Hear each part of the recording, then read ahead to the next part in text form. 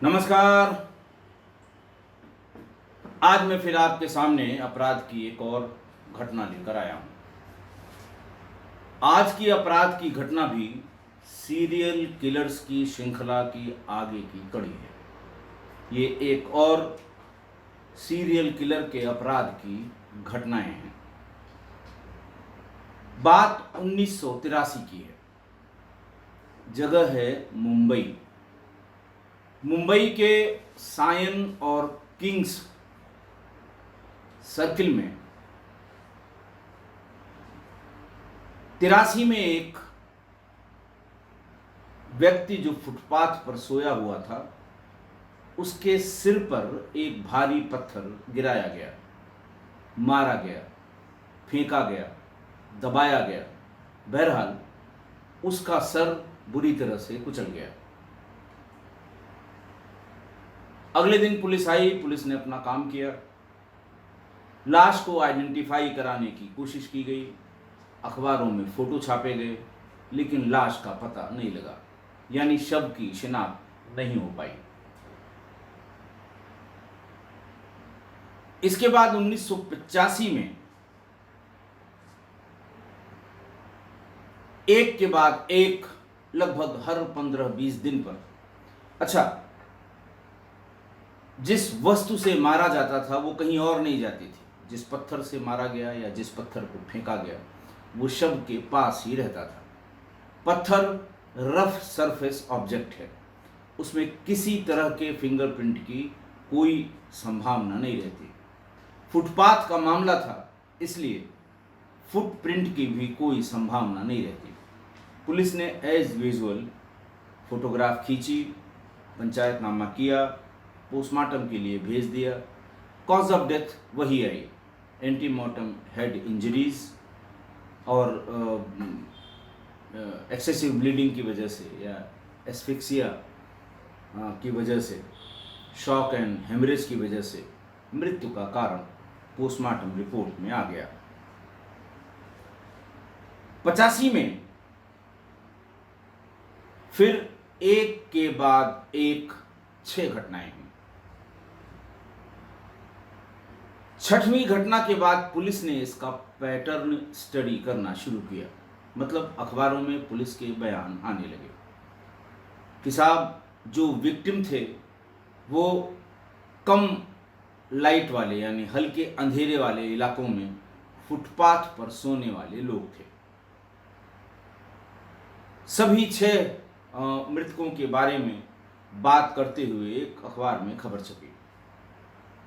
खबर छपने के तीसरे दिन फिर सायन में घटना स्थल से, जो लास्ट घटना स्थल से, वहां से 500 मीटर की दूरी पर फुटपाथ पर सोने वाले एक और व्यक्ति की हत्या हो गई। ये 7वां शिकार था। अब अखबार वालों में सुबुगाहट शुरू हुई कि साहब 7 हत्याएं हो गई, पुलिस हाथ पर हाथ रखे बैठी है। हत्याओं की ये बात अखबारों में पढ़ के दूसरा कोई जरिया उस समय बहुत नहीं था।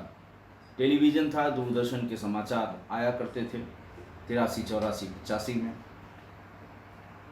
न मोबाइल फ़ोन थे, न तमाम ग्रुप्स थे। सोशल मीडिया प्लेटफॉर्म जो आपकी खबरों को अपडेट करता है वो भी नहीं था। लिहाजा अखबारों के थ्रू जो फुटपाथ ड्वेलर्स हैं, जो रात में सोते हैं बेचारे, गरीब लोग, मजदूर लोग, उनमें दहशत का माहौल हो गया।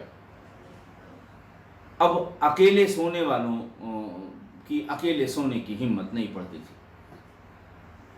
नया आदमी जब कहीं सोने की जगह ढूंढता था तो वैसी जगह ढूंढता था जहां 2-4 लोग पहले से सो रहे हैं। लेकिन फिर हत्या हो गई। 7वीं, 8वीं, 9वीं और 10वीं हत्या के बाद शहर में एकदम हाहाकार मच गया।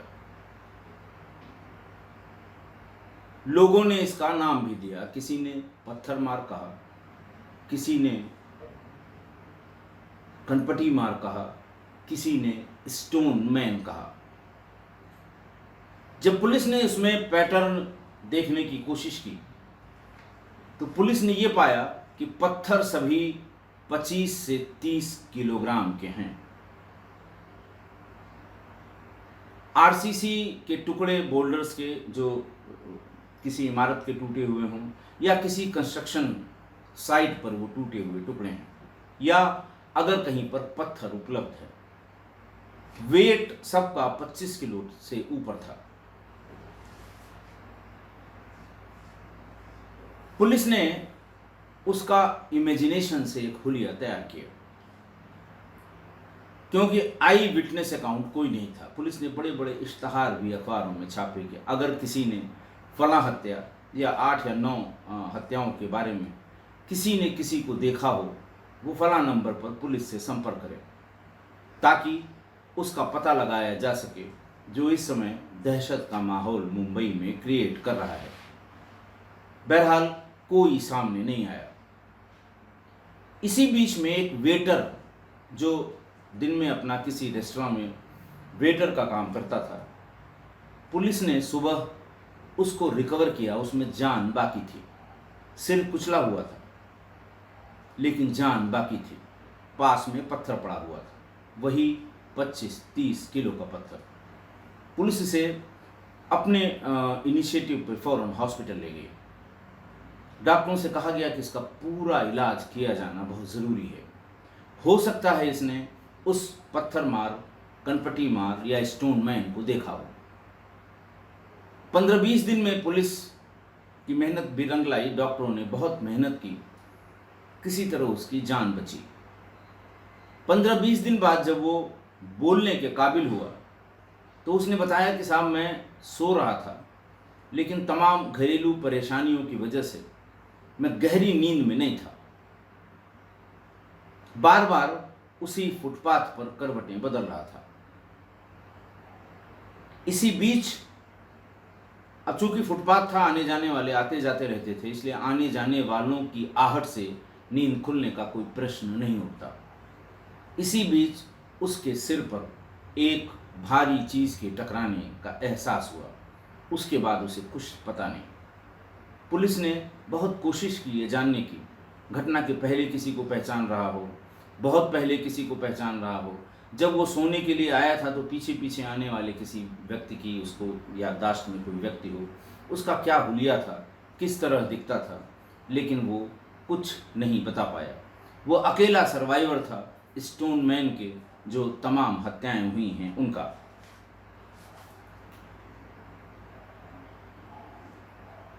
इसके बाद धीरे धीरे मई जून 88 तक 12 हत्याएं मुंबई, पहले उसको बॉम्बे कहते थे, इसीलिए आपको नेट पर बॉम्बे स्टोन किलर का जिक्र मिलेगा। बाद धीरे धीरे 12 हत्याएं हो गई, लेकिन अब तक किसी का पता नहीं लगा। 8वीं 10वीं हत्या के बाद जब अखबारों ने बहुत ऊधम किया, तमाम पुलिस की नाकामी की खबरें छपने लगीं। जब खबरें छपती हैं तो आप जानते हैं उसमें क्या क्या जोड़ा जाता है कि साहब, सुबह लगभग 3 से 4 के बीच की हत्या है, पास में ही पेट्रोल वाहन खड़ा था, या फिर चौकी से 200 कदम दूरी पर था, या फिर पिकेट के बैठने के स्थान से 50 कदम की दूरी पर था। पुलिस वाले सोते रहे, उनको पता नहीं। तरह तरह की बातें लिखी जाती हैं मिर्च मसाला लगा के, और अल्टीमेटली सारा ध्यान पुलिस पर रहता है कि पुलिस की वजह से ही ये हत्या नहीं रोकी जा सकी। रोज का रोज छपने वाली खबरों से लोग परेशान हुए। पुलिस ने अपना काम शुरू किया। पुलिस के पास कोई लीड नहीं थी। पुलिस ने एक इमेजिनेशन से उसकी तस्वीर तैयार की। इमेजिनेशन का कारण, जो उसके फैक्टर उन्होंने लिखे, कि एक तो वो 25 से 30 किलो वजन उठाने वाला आदमी होना चाहिए। दूसरा, उसकी लंबाई इतनी होनी चाहिए कि ऊपर से पत्थर अगर गिराए तो उससे इस तरह की चोट आए जो मृतक की चोट आई है। अंदाज लगाया कि वो 5 फीट 11 इंच या 5 फीट 10 इंच का आदमी होगा। उसका वजन 75 से 80 किलोग्राम होना चाहिए। उम्र उसकी 25 से 30 के बीच में होनी चाहिए। ऐसा इस तरह की एक्टिविटी करने वाले आदमी का जो 25-30 किलो का वजन कहीं से या तो उठा के लाया, 10 कदम भी लाया अगर, और फिर उसको ऊपर हाथ करके उसे नीचे पटका, एक्यूरेसी बिल्कुल परफेक्ट कि जब वो नीचे पटकेगा तो वो सिर के ऊपर ही गिरे। दूसरी थ्योरी ये पुलिस ने इवॉल्व की कि साहब वो अपने सीने के पास से ही उसको रख के नीचे कायदे से देखकर और ऊपर से गिरा देता होगा। बहरहाल बहुत ढेर सारे परम्यूटेशन कॉम्बिनेशन से तीसरा पुलिस ने ये कहा कि साहब वो बहुत ही सूटेड बूटेड या बहुत अच्छे पहनावे वाला व्यक्ति नहीं हो सकता, क्योंकि उस पर ऐसी जगहों पर जहाँ मजदूर वर्ग के लोग सोते हैं वहाँ पर ऐसे लोगों के आवागमन पर किसी न किसी की नज़र पड़ जाती। कि साहब सूटेड बूटेड था, पैंट शर्ट पहने था, जीन्स पहने था, कैप लगाए था, तरह तरह की बातें। वो इन्हीं मजदूरों में खपने वाली वेशभूषा का आदमी रहा होगा। और फिर उसी तरह के 4-6 स्केच तैयार किए गए, अखबारों में छापे गए। पुलिस ऐसा यूं करती है 2 कारणों से। एक तो पुलिस पे जो आरोप लगता है कि साहब पुलिस ने कुछ नहीं किया, तो एक तो ये साबित करने के लिए देखिए मैंने कुछ किया है, इतने लोगों से बुला के पूछताछ की है, आसपास जाने वालों से बात की है, और हमारी जो क्राइम ब्रांच है उसने देखिए बड़ी मेहनत करके एक पोर्ट्रेट तैयार किया है। देखा किसी ने नहीं, लेकिन अंदाज ये है कि साहब उसकी इतनी हाइट रही होगी, उसका इतना वेट रहा होगा, तभी वो इतने बड़े पत्थर को सही जगह पर फेंक पाया होगा। बहरहाल अचानक जून 88 के बाद कोई भी हत्या नहीं हुई 2 साल तक। इस बीच में पुलिस ने रात में, क्योंकि ये सभी घटनाएं भोर की थी, जैसे कोई कहीं से काम करके लौटा सोने के लिए, तो मालिक ने बताया, जो आइडेंटिफाई हो पाए या जो जिनके बारे में कोई बता पाया, कि साहब ये 2 बजे यहां से निकला था। हालांकि ऐसी घटना एक हुई थी जिसमें एक व्यक्ति का ही आइडेंटिफिकेशन हो पाया था। बहरहाल हर एक का अंदाज़ा जो पुलिस की गश्त से, पिकेट से और बाकी चीज़ों से, आसपास सोने वालों से, जो पुलिस ने अंदाज़ा लगाया कि ये सभी घटनाएं सुबह 3 बजे से 5 बजे के बीच की हैं।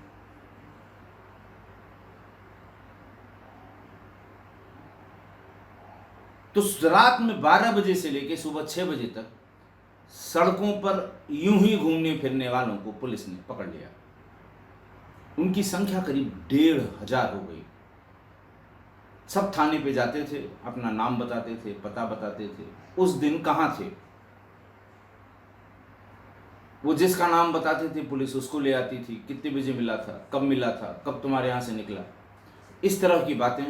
पुलिस उलझ गई। 1,000-1,500 आदमियों को बुलाकर उनसे पूछताछ करना, पता करने की कोशिश करना, और ख़ासकर जो हुलिया पुलिस ने अखबारों में पब्लिश कराया था, जो शक्ल सूरत पुलिस ने अखबारों में पब्लिश कराई थी, उससे मिलने जुलने वालों की शामत आ गई थी। बहरहाल जब 88 के बाद, जून 88 के बाद ये बंद हो गई, तो पुलिस ने फौरन अपनी पीठ थपथपाई और कहा कि हमने 1,000-1,500 लोगों से पूछताछ की। ऐसा लगता है कि उन्हीं में से कोई एक रहा होगा जिसे ये अंदाज हो गया कि पुलिस अब हमको पहचान गई है, इसलिए वो छोड़कर भाग गया। ऐसा कहने का, अच्छा, उनका ये भी कहना था कि ऐसे आदमियों से पूछताछ में न उनके पास कोई पत्थर मिला, न उनके पास जो उन्होंने घटना की है उसमें किसी व्यक्ति का कोई सामान मिला, न कोई रुपया पैसा मिला, किसी भी विक्टिम के जेब से कोई चीज़ गायब नहीं हुई थी। अगर किसी के पास 100 रुपये थे तो 100 रुपये मिले, किसी के पास 1,000 रुपये थे तो 1,000 मिले।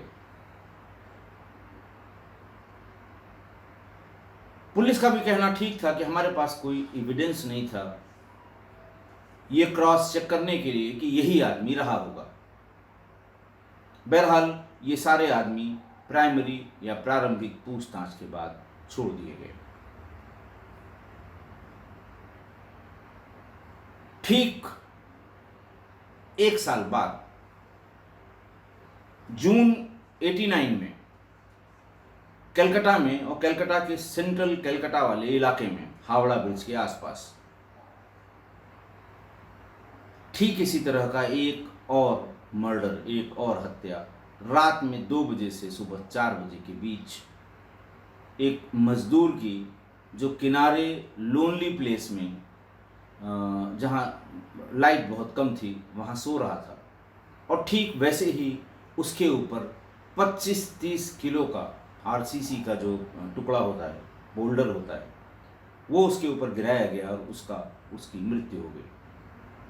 खैर, पुलिस ने हमेशा की तरह सामान्य घटना माना इसको, क्योंकि गरीब आदमी था, पहचान नहीं हो पाई थी, कोई दबाव डालने वाला नहीं था, कोई शव लेने वाला नहीं था, लिहाजा बात निपट गई। फिर 1 महीने बाद दूसरी हत्या हुई, फिर तीसरी हुई, फिर जब चौथी हुई तो वहाँ अखबारों ने लिखना शुरू किया, और पहली बार एक स्थानीय मशहूर इंग्लिश दैनिक ने इसको नाम स्टोनमैन का दिया, और फिर स्टोनमैन के नाम से खबरें छपने लगीं। लोगों ने इसको अखबारों की खबर के आधार पर साल भर पहले बंबई में हुई घटनाओं से जोड़कर देखना शुरू किया कि सब वहाँ 12 हत्याएं उसने की थी। उसके बाद ऐसा लगता है पुलिस की सख्ती के बाद वो कलकत्ता आ गया, 4 यहाँ भी कर लिया है, आगे और हत्याएं होती रहेंगी। विद्वान पत्रकारों ने ऐसी बातें जब लिखी, और ठीक 10 दिन बाद एक और हत्या हो गई। फिर कलकत्ता में भी हावड़ा के आसपास दहशत फैलनी शुरू हो गई। पुलिस ने उस इलाके को छावनी बना दिया। रात में आने जाने वाला कोई भी मिल जाए मजदूर, उसको थाने ले जाकर बिठा दिया, एक टीम लगा दी, पूछताछ करो। अब वो 3 दिन रुका थाने पर कि 4 दिन रुका, ये उसका भाग्य या दुर्भाग्य रहे, वो दुर्भाग्य रहा होगा। पुलिस पर और दबाव पड़ा तो पुलिस ने फैक्स के जरिए और डाक के जरिए मुंबई में जो रेखा चित्र, इमेजिनरी काल्पनिक रेखा चित्र ऐसे व्यक्ति के बनाए गए थे, वो मंगवाए। वहां पुलिस वालों से बात की। कलकत्ता पुलिस के अधिकारियों ने उनसे पूछा कि आपके ऐसे रेखा चित्र का आधार क्या है। बताया गया कि 25 से 30 किलो वजन उठाने वाले आदमी, 40 किलो का आदमी तो 30 किलो का पत्थर नहीं उठा पाएगा, या 5 फीट 2 इंच का आदमी ऊपर से गिरा के इतना इम्पैक्ट पैदा नहीं कर सकता। इस तरह की बातें बताई गई। कलकत्ता पुलिस ने तुरंत इस हुलिया यानी 75 से 80 किलोग्राम वाले 5 फीट 11 इंच या 6 फीट के, जो उनके यहाँ पुलिस लाइंस में या पुलिस के डिपार्टमेंट में, उनके यहाँ पुलिस के विभाग में जो सिपाही सब इंस्पेक्टर रहे होंगे, उनको बुलाया गया पुलिस लाइंस में। कोई 75 केजी का था, कोई 80 केजी का था, कोई 85 केजी का था, और शहर से 25 से 30 किलो के कंक्रीट वाले जो पत्थर के टुकड़े हैं, कंक्रीट या पत्थर के टुकड़े मंगवाए गए। नीचे जमीन पर नारियल 1, 2 या 3 रखे गए, और ये कहा गया कि ये जो इस हुलिया के लोग हैं, ये ऊपर से पत्थर गिराकर देखें नारियल फूटता है कि नहीं फूटता। कितने नारियल पूरी तरह से चिपक जाते हैं, चिपट जाते हैं, पूरी तरह से फूट जाते हैं। किनारे रखा हुआ नारियल भी उसकी चपेट में आता है या फिर वो बच जाता है। बहरहाल 10, 20, 25 सिपाहियों से ये एक्सरसाइज कराई गई। सक्सेस रेट 70% निकली, जबकि मुंबई और कलकत्ता में मिलाकर जो हत्याएं हुई थी अब तक 20 से ऊपर, उसमें सक्सेस रेट 99% था। सिर्फ एक ही आदमी, वो जो वेटर था, सिर्फ वही, उसी की जान बच पाई, बाकी सभी मारे गए। कलकत्ता पुलिस ने फिर और मेहनत की। उसने कहा कि इसका मतलब ये है कि इतनी ऊंचाई से, यानी अगर 5 फीट 11 इंच का आदमी है और उस पत्थर को करीब अपनी ऊंचाई से 1.5 फीट ऊपर ले जाता है और इतनी ऊंचाई से उसके सिर पर गिराता है, तो ये 100% सक्सेस रेट इसकी हो ही नहीं सकती, क्योंकि इसका प्रैक्टिकल कराकर उन्होंने पुलिस लाइन में देखा।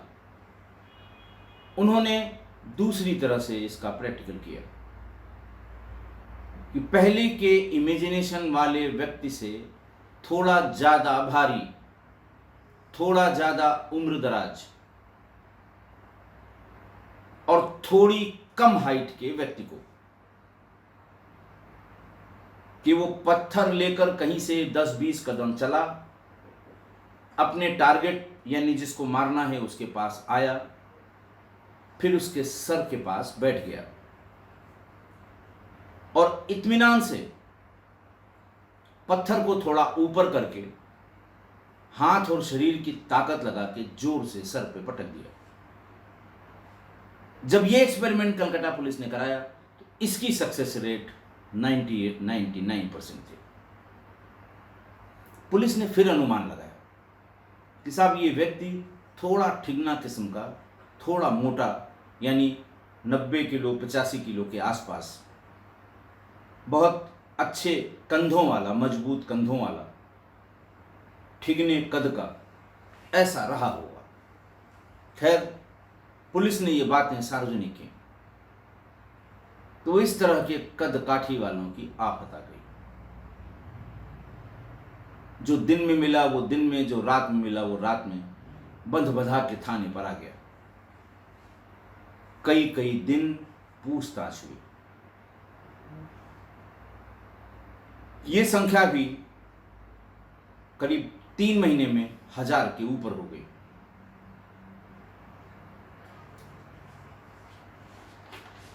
पर सही सही आदमी पुलिस की गिरफ्त में नहीं आया। 6 महीने में 6 से 8 हत्याओं के बाद दिसंबर 89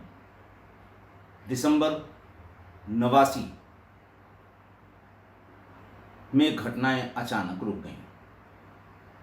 उसके बाद से आज तक इस तरह की घटनाएं दूसरे परिप्रेक्ष्य में हुई, लेकिन उस मोडस ऑपरेंडी की घटनाएं नहीं हुई। पुलिस ने फिर अपनी पीठ थपथपाई कि साहब हमने जो 1000-1500 लोगों को बुला के पूछताछ की, उन्हीं में से ये स्टोनमैन रहा होगा, इसीलिए उसके बाद कोई घटना नहीं हुई। दोनों शहरों में मिलाकर कुल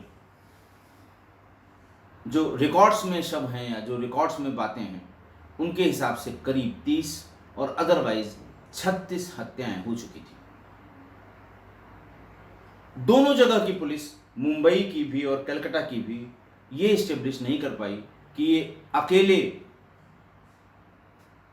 किसी एक व्यक्ति का काम है या व्यक्तियों के समूह का काम है, एक से अधिक व्यक्ति रहे हों। दूसरा, ये भी इस्टेब्लिश नहीं हो पाया कि मुंबई और कलकत्ता में एक ही तरह का, एक ही मोडस ऑपरेंडी से हत्याएं करने वाला व्यक्ति या व्यक्तियों का समूह एक ही है या अलग अलग है। वो आज तक इस्टेब्लिश नहीं हो पाया।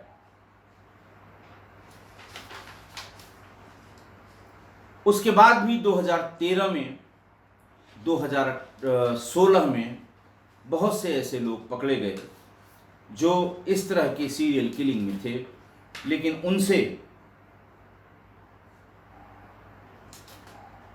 कोई खुलासा नहीं हो पाया कि दिल्ली और मुंबई की इन घटनाओं में कौन रहा होगा।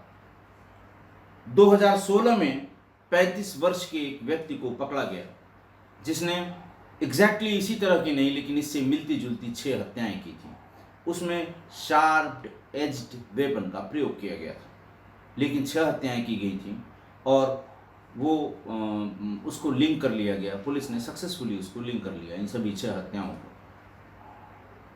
अखबारों में हल्ला हुआ कि स्टोनमैन पकड़ा गया, लेकिन तमाम पूछताछ तमाम विवेचना, अलग अलग उसकी लोकेशन उन दिनों में जब ये पत्थर से घटनाएं हुई थी बिल्कुल अलग अलग आई। लिहाजा ये भी साबित हो गया कि पत्थर वाली, स्टोन मैन वाली घटनाएं या पत्थर से मारने वाली घटनाएं उसने नहीं की। इसी तरह 2013 में 3 हत्याओं के आरोपी को पकड़ा गया। उससे भी इसी तरह की पूछताछ की गई कि ऐसा तो नहीं है कि इसने अपना मोडस ऑपरेंडी बदल लिया हो, पहले की सारी हत्याएं इसी ने की हों। रिमांड पर ले लेके पुलिस ने सब जगह जहां जहां वो बताया करता था कि किस किस दिन हम कहां कहां थे, फिर एक बार यही साबित हुआ कि ये व्यक्ति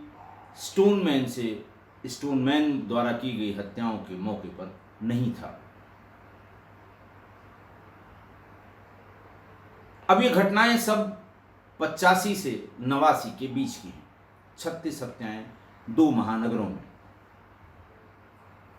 अगर दोनों लोगों की थ्योरी को मान लिया जाए, जैसे मुंबई पुलिस का ये कहना था कि ये 25 से 30 साल का व्यक्ति होना चाहिए और कलकत्ता पुलिस का कहना था कि ये 30 से 35 साल का होना चाहिए।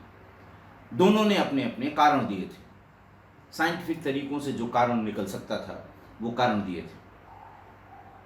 अगर मुंबई पुलिस की बात को लोअर लिमिट में माना जाए कि वो 85 में 25 वर्ष का रहा होगा, तो आज की तारीख में उसकी उम्र 62 साल होगी।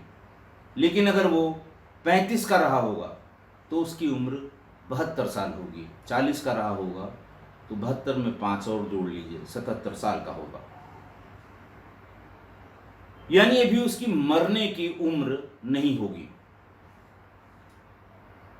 संभावना कम है कि ऐसा व्यक्ति किसी नेचुरल डेथ से मरा हो।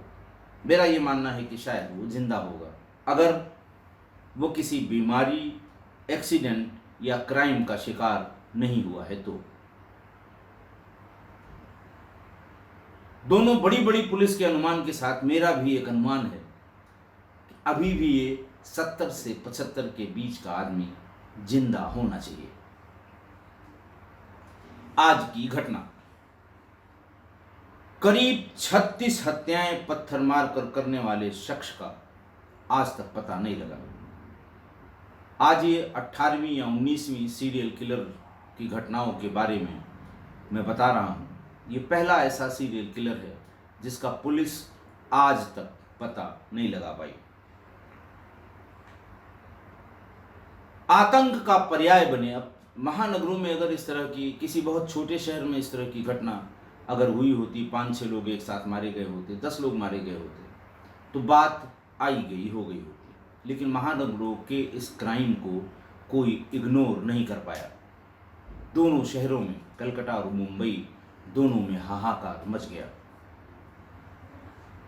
कहीं कलकत्ता ने तो इसको नाम ही दिया था, वहाँ के एक अंग्रेजी दैनिक ने, स्टोनमैन का। कहीं इसको पत्थर मार कहा गया, कहीं इसको पत्थर कुचवा कहा गया, कहीं इसको कनपटी मार कहा गया। अब ये कहना मुश्किल है कि ये साइकोपैथ रहा होगा। हम कैसे बता सकते हैं, या कोई कैसे बता सकता है कि ये साइकोपैथ रहा होगा। ये भी कहना मुश्किल है कि वो खुद गरीबी की मार झेल रहा था और गरीबी के कारण ही फुटपाथ पर सोता था और ऐसे जीवन से उसको घृणा हो गई, इसलिए वो इस तरह का कांड करता था फुटपाथ पे सोने वालों को, ताकि लोगों में दहशत हो जाए और सरकार या स्थानीय प्रशासन या स्थानीय लोग इनके रहने की व्यवस्था कर सकें, या फिर ये खुद ही जाकर कहीं सुरक्षित स्थान पर रहना शुरू करें। यह भी कहना मुश्किल है कि वो अमीर घर का रहा होगा और गरीब और गरीबी से चिढ़ता होगा, इसलिए फुटपाथ पर रहने वालों की हत्या करता था।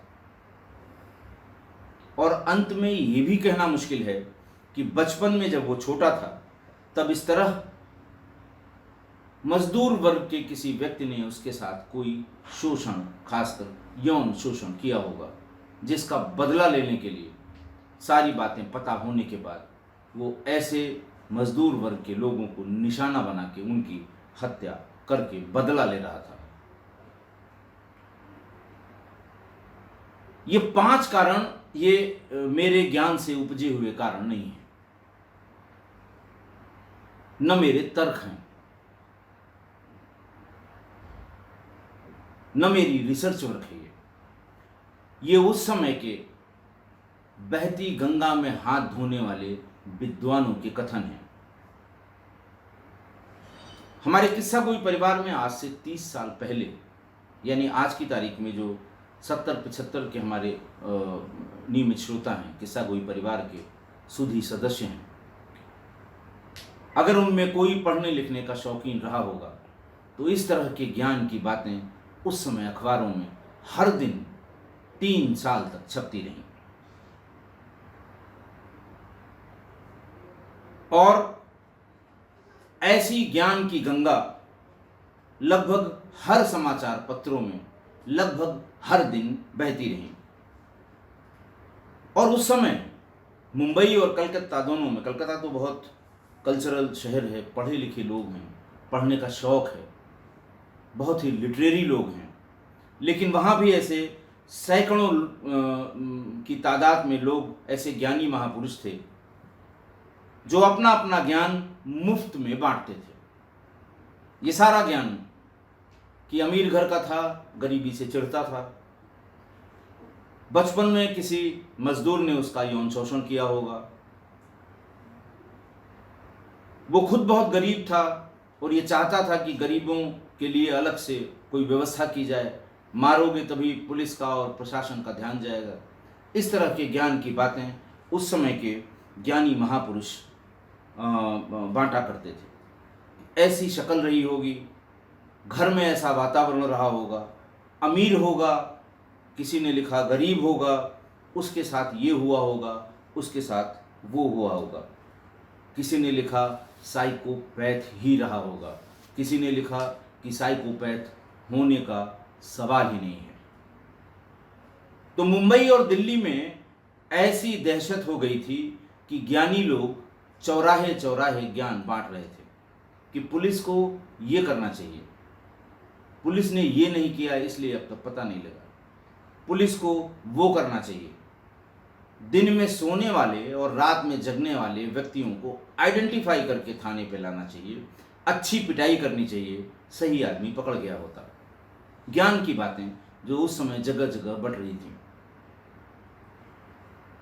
मतलब ये कि ज्ञानी लोग ज्ञान की बीड़ी सुलगा के ज्ञान का धुआं नुक्कड़ के पान की दुकान और नुक्कड़ की चाय की दुकान पर फैला रहे थे, बहा रहे थे, उड़ा रहे थे अपने अपने ज्ञान का धुआं, ज्ञान की बीड़ी का धुआं। अब वो आज तक नहीं पकड़ा गया तो सभी को ये कहने का हक है कि ये पुलिस की नाकामी है, पुलिस का फेल्योर है। पर सही ये है कि पुलिस के पास मैनुअल पूछताछ या मैनुअल इन्वेस्टिगेशन के सिवा कोई रास्ता नहीं था कि वो आगे बढ़ सके। कोई फुटप्रिंट नहीं, कोई फिंगरप्रिंट नहीं, कोई सीसीटीवी नहीं, कुछ नहीं था। बस घटना के 4-5 घंटे पहले के की स्थितियों को देखने के लिए या किसी आदमी पे किसी की नज़र पड़ी हो, इसके लिए घटना के आसपास रहने वाले, सोने वाले, रोज आने वाले ऐसे लोगों के बयान तक ही पुलिस सीमित रही। इस पूरी घटना का सबसे दुखद पहलू ये है कि इन 36 लोगों में 2 को छोड़कर आज तक किसी की पहचान नहीं हो पाई, किसी की शिनाख्त नहीं हो पाई। लाखों की संख्या में बाहर से रोजी रोटी के चक्कर में आने वाले इन 2 महानगरों में जो लोग आते थे, अगर किसी ने शंका भी व्यक्त की कि बहुत दिन से आए नहीं, मोबाइल तो थे नहीं कि लोग दिन में 3 बार लोकेशन ले लेते, महीने में 1 आध बार कहीं से फ़ोन घर के लिए किया जाता था। 10, 15, 20 दिन, 2 महीने तक अगर सूचना नहीं मिली, आके ढूंढना शुरू किया। पुलिस ने फोटोग्राफ दिखाए, चेहरे का पता नहीं होता था फोटोग्राफ में। ऐसे 2 फोटोग्राफ मुझे भी मिले इंटरनेट पे, लेकिन मैं आज उनको पोस्ट नहीं करूँगा, इसलिए क्योंकि बहुत ही विभत्स और डरावने हैं। पूरा चेहरा चिपका हुआ है, कोई नहीं पहचान सकता। इसलिए 2 को छोड़ के किसी की पहचान नहीं हो पाई। इसमें हिंदू भी थे, मुस्लिम भी थे, क्रिश्चियन भी थे, तमाम धर्मावलंबी थे, और सभी का अंतिम संस्कार पुलिस ने लावारिस के रूप में कर दिया था। एक आदमी ने इतने लोगों को मारा और उनके घर वाले आज भी इसी मुगालते में हैं कि हो सकता है वो लौट कर आ जाएं, क्योंकि 2 को छोड़ के किसी के शव को लेने कोई भी व्यक्ति नहीं आया। जो आया भी वो 20 दिन बाद, 25 दिन बाद अगर आया भी, फोटो देखी और मना कर दिया। फोटोग्राफ भी जो पुलिस के रिकॉर्ड में है उस समय ब्लैक एंड वाइट ही है। कलर्ड रील लगा के पुलिस उनकी फोटोग्राफ खींच के और उनको डेवलप करा के रिकॉर्ड में रखे। बहुत खर्चीला काम था उस समय, बहुत खर्चीला। जिनको शौक है फोटोग्राफी का वो जानते हैं कि ब्लैक एंड वाइट की रील और कलर्ड रील में 1985 में कितना पैसे का अंतर हुआ करता था। मैंने अजमेर की घटना बताते समय बताया था कि पूरा जिला है अजमेर, डिस्ट्रिक्ट हेडक्वार्टर है अजमेर, लेकिन कलर लैब सिर्फ एक ही थी। लखनऊ का मेरा अपना एक्सपीरियंस है, 95 से 98 के बीच में सिर्फ एक कलर्ड फोटो स्टेट की मशीन थी, सिर्फ एक। लैब तो कई थी, फिर भी ऐसा नहीं कि सैकड़ों लैब थी, 4 या 5 लैब थी कलर रील्स को डेवलप करने वाली। तो वो ब्लैक एंड वाइट की इस फोटोग्राफ में भी लोगों ने नहीं पहचाना, और इतनी बड़ी संख्या में लोगों का अंतिम संस्कार लावारिस के रूप में हुआ। बहुत ही दुखद पहलू है। गरीबी के कारण आए होंगे, दिन भर मजदूरी करते होंगे, वहाँ पर अगर टीन शेड में रात में सिर्फ सोने के लिए जाएं आप, बहुत बड़े बड़े कलाकारों की आप जो सुनते हैं उनके जीवन कथा के बारे में कि 6x4 का एक चौक से बनाया हुआ डिमार्केशन एक गोदाम में, उतने पे सोने का ही 150 रुपये 200 रुपये महीने। आप रात में आएंगे, उस गोदाम के फर्श पर वो चौक से एक जगह बनी होगी 6 फीट गुणे 3 या 4 फीट 3 फीट, आप उसी में करवट बदलते रहिए, सोते रहिए। उतना भी खर्चा वो आदमी अफोर्ड नहीं कर पाया होगा। इतने सारे लोग फुटपाथ पे सो लेते होंगे। सवेरे जो म्यूनिसिपैलिटी का जो नहाने धोने का इंतज़ाम होता है, वहाँ नहा धो के तैयार होकर फिर अपने काम पर निकल जाते होंगे। मृत्यु हो गई, उनका अंतिम संस्कार नहीं हो पाया, उनके घर वालों ने उनको नहीं देखा, उनकी धर्म और रीति रिवाज से उनकी आत्मा संतृप्त नहीं हुई। सारी माइथोलॉजी में कहा जाता है कि मरने के बाद उसकी आत्मा का तृप्त होना आवश्यक है। बहरहाल ये सबसे दुखद पहलू है।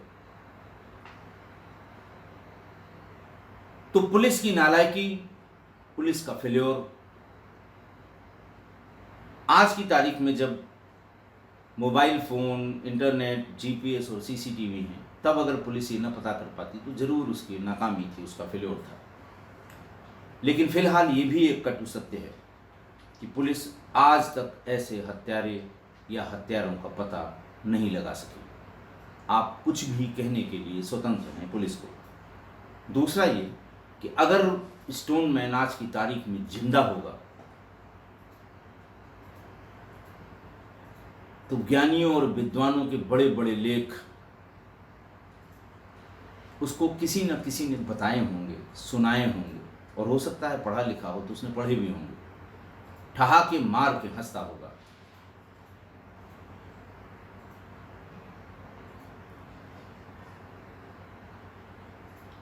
आप उन ज्ञानियों के ज्ञान से सहमत और असहमत हो सकते हैं। हमारे किस्सा गोई परिवार के लोग, ये जो 5-6 बिंदु बताए गए जिनका मैंने पहले जिक्र किया, मैं एक बार फिर से आपको बता दूं कि कौन कौन सी बिंदु ज्ञानियों ने उस समय दिए थे। एक कि वो साइकोपैथ था कि नहीं था। दूसरा, खुद गरीबी की मार झेल रहा था, इसलिए गरीबों पर लोग ध्यान दें इसलिए गरीबों को मार रहा था। तीसरा, कि वो अमीर घर का था, गरीब और गरीबी से चिढ़ता था, इसलिए गरीबों को ढूंढ ढूंढ कर, अकेले पाकर, एकांत में पत्थर से मार दिया करता था।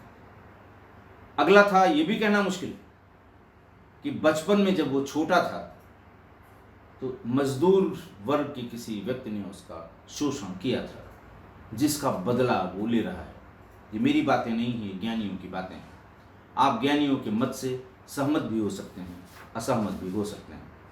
और मैं तो चाहूँगा कि मेरे किस्सा गोई परिवार के लोग ज्ञानियों के इस ज्ञान से सहमत हैं कि असहमत हैं, और किस वाले ज्ञान से सहमत हैं और किस वाले से असहमत हैं, ये कमेंट बॉक्स में लिखें। पढ़ने में अच्छा लगेगा, ये लगेगा कि आपने भी दिमाग लगाया और आप तत्समय या उस समय के उन विद्वानों से किसी तरह विद्वता में कम नहीं हैं। आशा है आप मेरी इस बात से सहमत होंगे। आज के लिए इतना ही। बहुत बहुत धन्यवाद।